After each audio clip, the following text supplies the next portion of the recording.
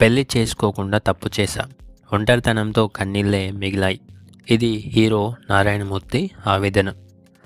నారాయణమూర్తి జీవితం పేరు తెలియని సినీ అభిమానులే కాదు, తెలుగు వారే ఉండరు అంటే ఎవరు కూడా నమ్మరు.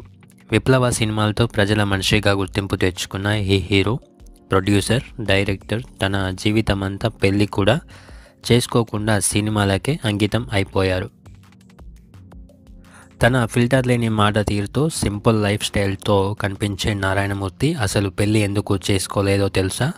పెళ్ళి, సొంతిల్లు లేనందుకు ఇప్పుడు ఆయన ఏమి ఆలోచిస్తాడో తెలిస్తే పెళ్ళికి దూరం అంటూ పారిపోతున్న ఈ జనరేషన్ పిల్లలకు ఒక కనువిప్పు కలుగుతూ ఉంటుంది.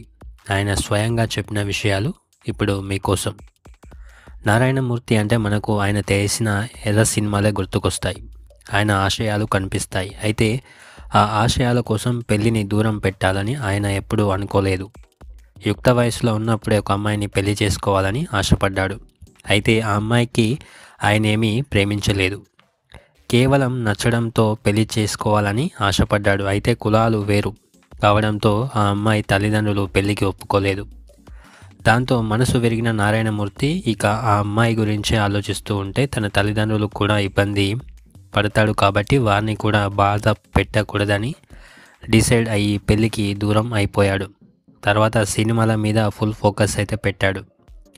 అలా కాలం గడిచిపోయింది. ఇప్పుడు నారాయణమూర్తి వయస్సు 70 సంవత్సరాలు. అయితే పెళ్లి చేసుకోకుండా ఇలా ఒంటరిగా మిగిలిపోయినందుకు చాలా బాధగా ఉందని ఒక ఇంటర్వ్యూలో అయితే చెప్పుకొచ్చాడు. ఆయన మొదట్లో పెద్దగా ఫీల్ కాకపోయినా వయసు పెరిగే కొద్దీ ఈ బాధ చాలా ఎక్కువైంది అని అన్నాడు.